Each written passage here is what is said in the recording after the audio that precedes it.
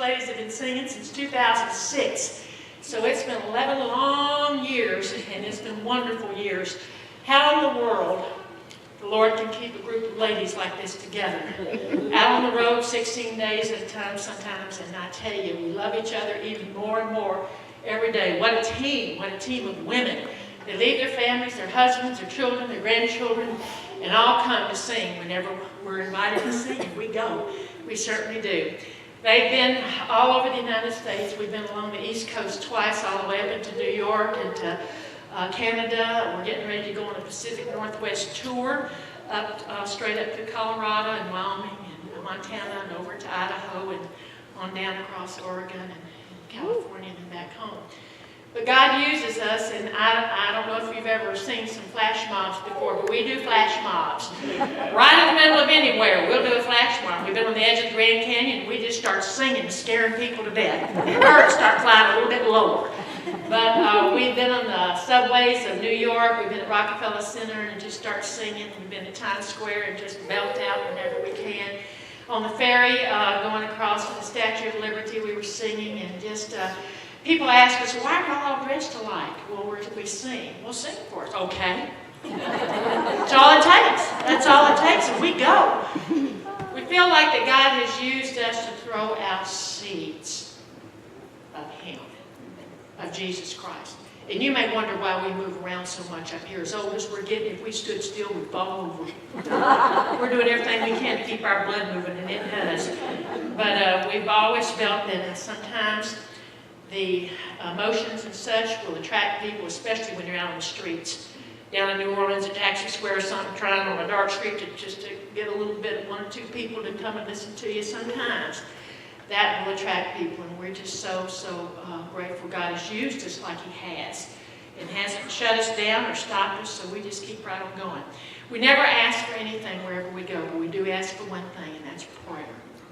We have found that prayer is the most valuable asset to our ministry than anything else we could ever have. And we appreciate just a lot of praying. Our theme this year is called, What is Your Ministry? And we go to churches all over, so get ready, because we're going to have a minute and just a few to ask you, what is it that you do here at this church, at Heritage Baptist Church, Georgetown, Texas? What are you doing outside these four walls, or maybe inside the walls? We went to one church and asked them, and they had as many as 600 students that come on Mondays, and they feed them every Monday. They started feeding students. We had another little lady. Tell us about that. Somebody about the little lady that crocheted. Oh, she was blind. She crocheted gifts for people. Unbelievable, the things that people. You know, God did not go to that cross and bear the pain He bore for us to sit in here on Sunday mornings or even Sunday nights. He didn't do it for that reason. We need to be of service to our Lord Jesus Christ. Good evening. What a pleasure it is to be with y'all tonight. My name is Becky, and when Debbie mentioned to us that she'd like for us to talk about our ministries, I had to think a little bit. Well, I work in the church. Whatever they need done this week's VBS, so we've been busily working on that. And I help my husband do things, and I fill in for the Christian school when it's needed. But, you know, folks, there's more to our ministries than what we do here. We need workers here. God's called us. He's equipped us. I like to say, God doesn't call the equipped. He equips the called. So if He's got a job in this church or that you feel laid on your heart, and He's given you that burden, He's going to equip you or give you someone that can guide you in that. He's got that in His plan.